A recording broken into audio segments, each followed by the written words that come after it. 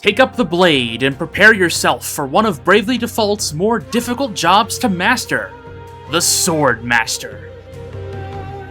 The Swordmaster provides a means of defending their party members while also dishing out powerful strikes through their various counterattacks, punishing opponents for trying to harm their allies. If the right preparations are made, every battle could become a Swordmaster's playground, forcing all foes into a lose-lose scenario no matter how hard they fight back. As always, let's first discuss the Swordmaster's specialty, counter. After being targeted by any single target physical attack, the Swordmaster has a 60% chance of retaliating with an attack of their own, with the same strength of a conventional attack, though no abilities that boost conventional attacks will be accounted for when this counter happens. This is a fine way of getting a little bit of extra damage on enemies without needing to spend extra BP or MP. Slap an aggro managing ability like the Pirate's Provoke or Ninja's Karai, and you have a countering machine on your hands. Just make sure to mind their HP, but while we're on the topic of counters, let's go ahead and dive into the Swordmaster's main combat abilities, counterattacks. The Swordmaster has 4 other counters in its lineup of skills, each with their own requirements for activation and uses. Nothing Ventured and Before Swine are mirrors of each other, with both reducing incoming damage taken and then dishing out a powerful counterattack with 3 times the power of a regular attack on an opponent. The catch is, Nothing Ventured only counters physical attacks, while Before Swine only counters magical attacks.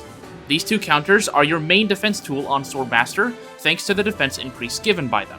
Use these 2 counters if you wish to create a powerful defense tank that can also hit back against the enemy.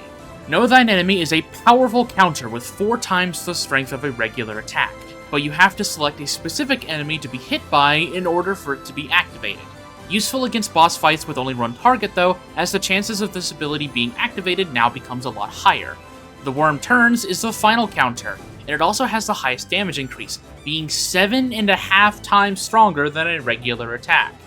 The way you activate this counter is by being hit by an attack when the user has less than 20% of their maximum HP. The Worm Turns is a high-risk, high-reward attack that has the Swordmaster toe the line between living and dying.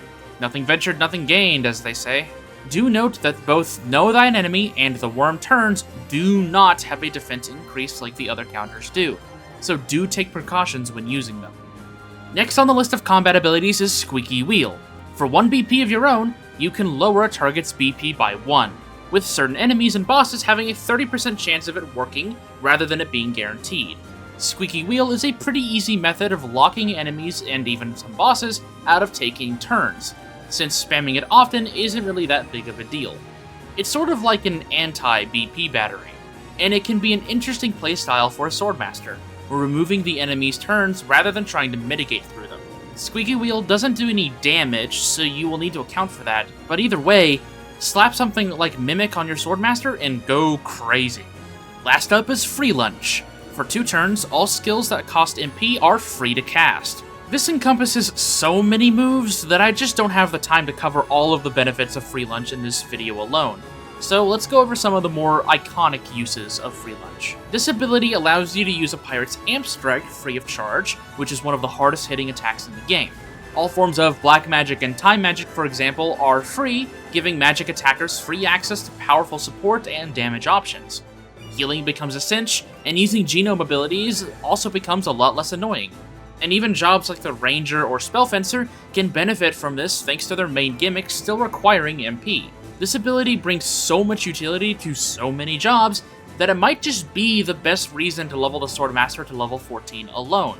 Don't pass this up when building any job in the game. First up on support abilities is Abate Earth. We've seen these types of abilities multiple times now, and this one acts no different. It lessens the damage of incoming Earth attacks aimed at the user, so if Earth attacks are bothering you, go ahead and run this support ability. Second is Katana Lore. This, in my opinion, is one of the better lore abilities thanks to the high critical rate that the katanas naturally have built into them. That and the fact that katanas rival swords in overall strength, and you have a good reason to slot this on any physical attacker looking to take advantage of critical hits. Obviously, the damage cap might make this pointless at the end stages of the game due to just how much damage you can deal at that point, but until then, Katana Lore can still pull its weight. Next is Multitask. When performing a conventional attack, the user will have a 25% chance to land another attack. Multitask can be activated multiple times a turn, but it cannot activate itself. This can be fun to run on jobs that specialize in conventional attacks like a ranger or ninja, as it can potentially increase their damage output by up to 2 times if you're lucky enough. But that's the thing. It is entirely up to chance whether or not multitask activates or not, meaning if you are super unlucky, you can go an entire boss fight without ever seeing it pop up once. Use this if you're feeling lucky or want to spice things up on a job or two, but try not to depend on it. The Swordmaster's counter is up next, along with Counter Amp. Equipping Counter on another job can be useful if you intend to use another job as a tank, as Counter gives them the opportunity to deal extra damage when it isn't their turn. Counter Amp boosts the power of all counterattacks, whether they are a specialty or a combat ability, by 50%. This can turn every counterattack into a reliable source of maximum damage if managed properly, so keep this in mind when you're outfitting your tanks. Next is Confusion Immunity, which is pretty self-explanatory. Slap this on important characters like healers or heavy damage dealers during battles with enemies that have confusion in their arsenal. Another option is to put this on your fastest party members so they won't potentially sabotage your party if they end up with the debuff themselves. Next up is Redoubled Effort. This support ability will raise the user's physical attack power based on how much BP they had when they used the attack. For example, if you have 3 or 4 BP, the damage of an attack done at that point will be stronger than if you were to attack at 0 or 1 BP. This can be useful if you have a BP battery in your party that will constantly keep your BP charges as high as possible. If you don't have a reliable battery like that, then you can still get some use out of Redoubled Effort if you're patient and build up the user to their maximum BP. This support ability can aid jobs like Knight as well, since they might just be sitting on excess BP from constantly defaulting during a long fight. Last up, we have Slow and Steady. Once the user defaults in combat, they will obtain a 50% speed increase for 2 turns, pretty much guaranteeing that they will act first during the next turn. Use this quick speed buff on jobs that either need to build up BP before unloading everything on an enemy, or on a healer, since with the extra speed, they can recover the team from any damage or deaths as soon as possible without needing to gamble whether or not the enemy will go before them. Putting this on all of your team members can also be kind of an alternative to the Time Mage's Hastega, just adding on the default damage reduction. Now, let's discuss the Swordmaster as a main job. The Swordmaster's counters are a strong tool that allows you to apply constant damage to an opponent even if it isn't your turn. And surprisingly, counters in Bravely Default are actually quite versatile, acting as chip damage from a tank, as a main damage source through aggro manipulation, to even a self-sustain tool with the help of the Drain Sword magic.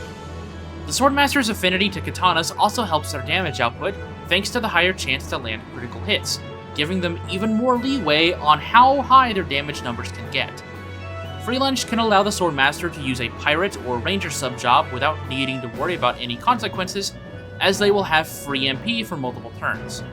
And let's not forget about Squeaky Wheel, which, if you aim to use it at its full potential, can lock out almost any enemy and boss in the game from building BP at all. This job can be oppressive with a multitude of builds, so don't be afraid to try new things out. But, of course, this job does have a few problems.